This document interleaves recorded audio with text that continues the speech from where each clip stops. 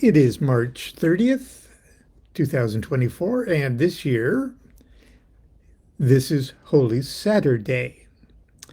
Okay, it's the day between uh, Good Friday, where uh, uh, Christians for centuries have observed the crucifixion. And remember the other day we talked about the martyrdom of uh, of Mansur el-Hallaj. Well, it was sort of a similar thing. Both guys, according to their mythology of both of them said the equivalent of, "Hey, forgive these idiots that are doing this to me. They don't know what the fuck they're doing. Poor idiots. I'd rather be up here than be stupid like you." Well, they didn't say that, but that you know what I mean. I guess I'm a little cynical because the news has been dominated the last couple days uh, over what should I say, Bible sales. Uh, don't get me wrong, Bible is just just fine on a personal, spiritual, intimate manner. As as a vehicle, though, of political policy and military campaigns, uh, it is quite a dangerous document.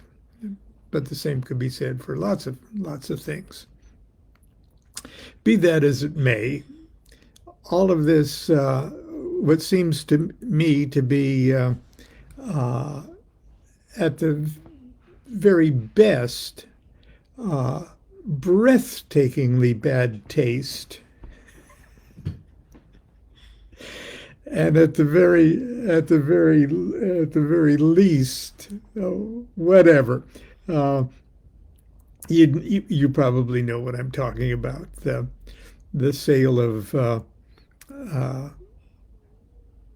God Bless the USA Bible. And nothing wrong with blessing the USA or any country. Uh, but this is remarkably nauseating. And to have it fall on what should be for Christians anyway, a sacred time of year and reflection, things like that.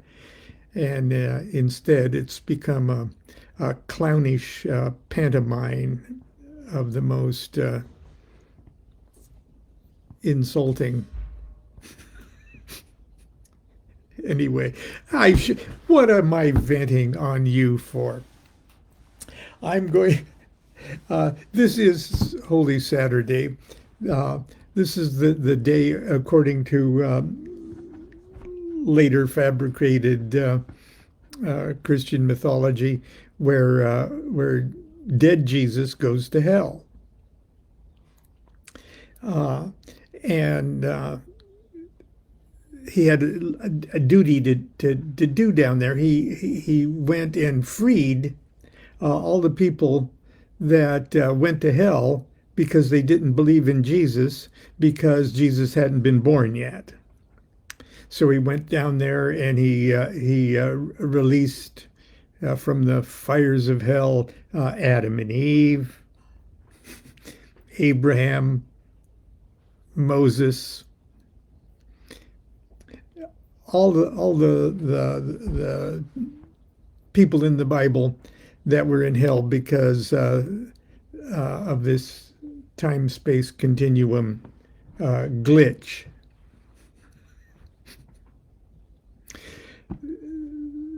Kind of the spiritual idea behind the fact that the new formula of love and the message that the Christ consciousness actually did, the evolutionary step in self-identity that is represented by the message of Christ is a step forward and a liberating experience. Love conquered a pretty damn grim formula that came before. It's just a magical formula. Isis going to Osiris, and Osiris being the step up. We can see that each new great formula, magical age and stuff, is in a sense liberates the mind, the souls of people who, especially those who were victims of the decay and degeneration of the previous formula. Does that make sense? Anyway, I'm going to share something from the book Accidental Christ, and in preparation for Easter tomorrow. Now there was a garden in the place where Jesus was crucified, and in the garden a new tomb, in which no man was yet laid. John 19:41. I thirst. Lazar rushed to the large clay basin that rested upon the ground to the left of the crosses that soaked the sponge in vinegar and gall. Try to get him to take 2 or 3 swallows, whispered Brother Apollonius as he handed Lazar the spiked reed. It'll work very quickly on a man of his weight. He should be unconscious in only a few moments. These words did not comfort Lazar, who knew that death by crucifixion resulted from suffocation. Once his master was unconscious, he'd be unable to push his body up and away from the cross to breathe. If he was not removed quickly, he would die. If taken down too soon, the mob would suspect. Lazar speared the dripping sponge upon the sharpened stalk of hyssop and lifted it toward the bleeding lips. Master, drink. Jesus opened his swollen eyes, then dropped his head to take the venom-soaked sponge between his teeth. He swallowed more than he imagined possible before coughing up the last mouthful. His mouth and gums immediately became numb, and the burning in his muscles disappeared. He lifted his head and reckoned it was an hour to sunset and the start of the great Sabbath. He squinted to see the crowd of onlookers. Earlier in the day, they watched him scourged by the soldiers. Now they gathered at the base of the hill to see him die. Pilate's men were holding them at a safe distance. At least that was going as planned, he thought. Would the onlookers really believe he would die after only 6 hours on the cross? After all, it often takes a crucified man 4 or 5 days to die. Could they see that he was only secured to the beams by ropes, and not nailed to the plank like the 2 poor condemned souls hanging on either side of him? Death would come to them when their legs were broken. His own death must be the public humiliation of a nation, the crucifixion of a dream. Jesus envied his companions. It became impossible for him to keep his eyes open. Determined to master even the conditions of his unconsciousness, he began to silently recite his genealogy, a litany of his fathers, the mantra of his duty.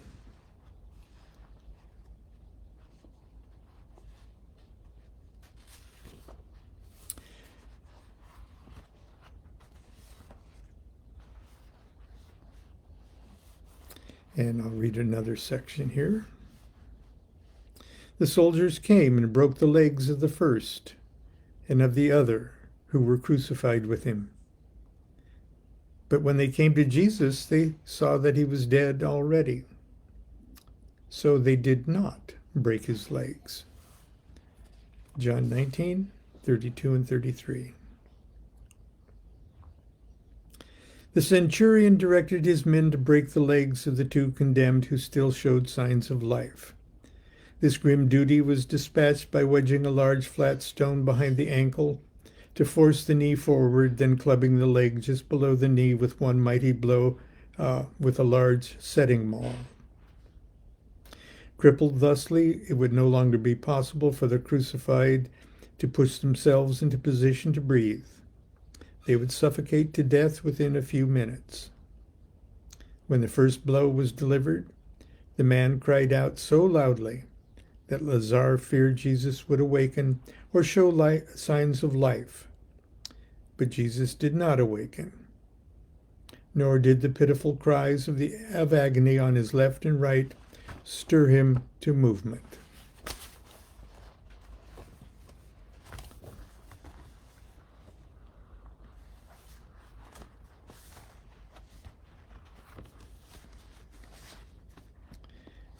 And about the 9th hour, Jesus cried out with a loud voice and said, Eli, Eli, lama sabachthani.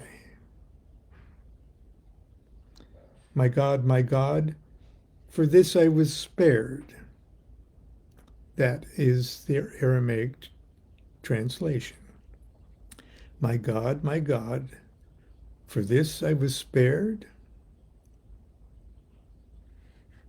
Matthew 27:46.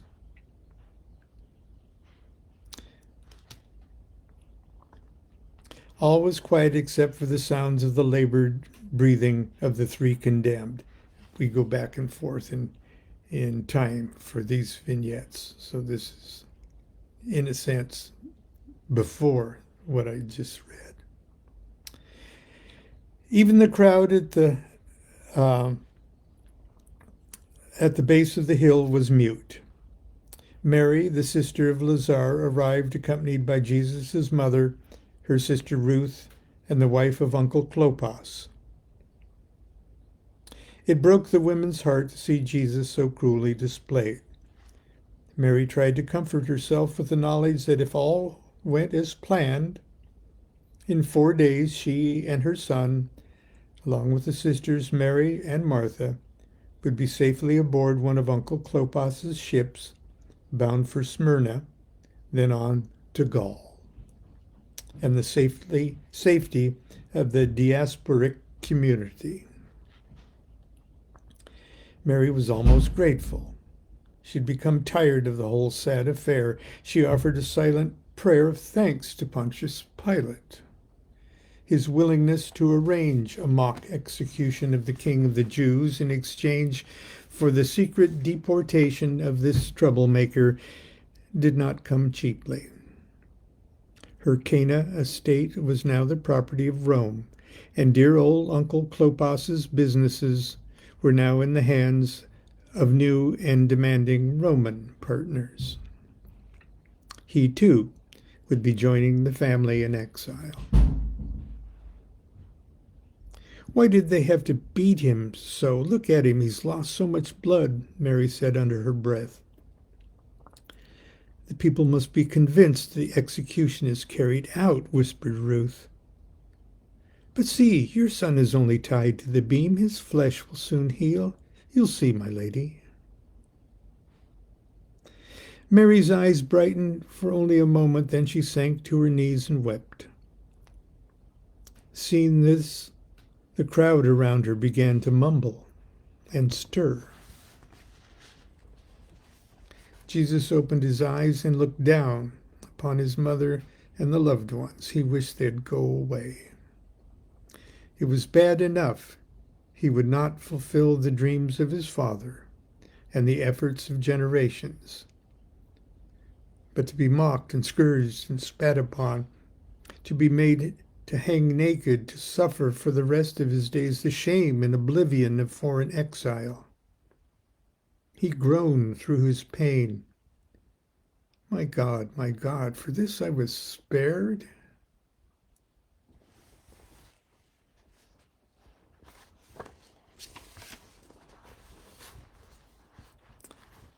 The book, the devices that it was narrated by his uncle Clopas, which is the half-brother of Joseph, his father, who appears in the New Testament.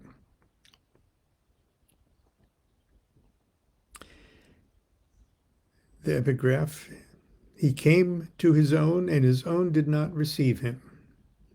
John 1:11. It is here I must lay down the scroll and stop reading my young friend's narrative. He's dictating it to a scribe. To my eyes, the words upon the page grow faint, and my mind's eye cannot bear many of the scenes that I know must follow. In the scribe's mind, my memories weave an adventure, an epic story, a great tragedy, perhaps even a historical farce. For me, however, my recollections of late seem more and more like a dream, a tiny dream about a tiny people in a tiny land. Of what importance is such a petty drama to that of the blazing of the sun or the coursing of the stars? What cosmic consequences could possibly result from my poor nephew's failure to topple a provincial regime, to become king of a little nation of myths and dreams? What consequences, indeed? I've often heard it said that history will prove this or history will prove that, but history's proof is the most unsubstantial and dangerous dream of all. At this very moment, the wise words of my dear nephew's ministry and the tales of his many good deeds are being twisted and distorted by monsters of political intrigue and religious fanaticism. The same evil forces that undermined the Messiah movement, the same thoughtless disciples who denied him, the same frightened voices that cried for his arrest and crucifixion, the same mob who brought him to the cross and who even now, with the most pernicious intentions, would proclaim him bodily ascended into the sky and worshipped as God. Even now, a murderous former agent of Rome, a man who never met Jesus, is calling himself apostle and poisoning the minds of even the elect with his lies and hallucinatory gospel of fear and self-loathing. No, history will never be able to tell my story. As much as I laud the literary efforts of my young scribe, I confess there are many secrets I've not shared with him. Secrets I must reserve for the safety of,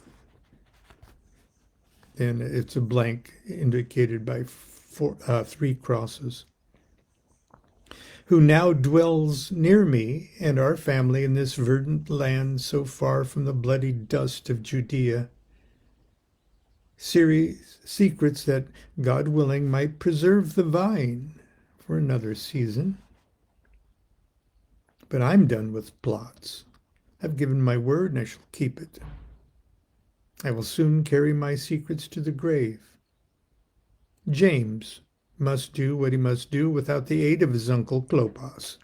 It is he who would arguably claim the mythical throne of David. I've always been a lucky man. I was born into wealth. I married well. I traveled much. I'm well educated in arts and sciences. I've truly enjoyed the adventures of my life. My involvement in the Messiah movement has taught me that it's good to have a goal in life.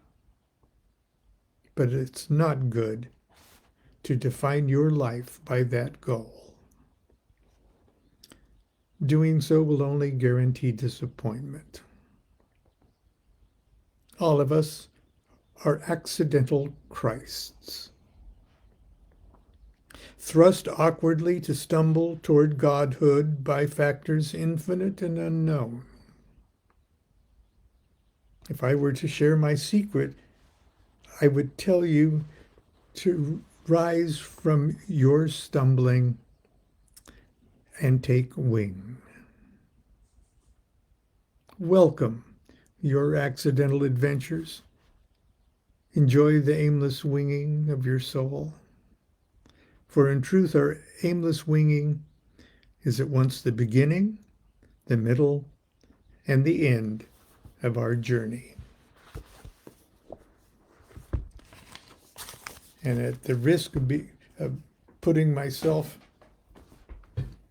in the same shameful position of selling a spiritual book, for Christ's sake, buy an accidental Christ. Right now, it's like $5 on Amazon. I guess the publisher's trying to get rid of them. Show them. Make them keep it in print.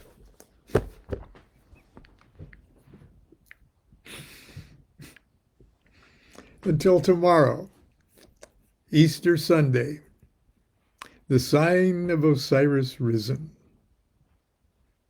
Do what thou wilt shall be the whole of the law. Love is the law, love under will.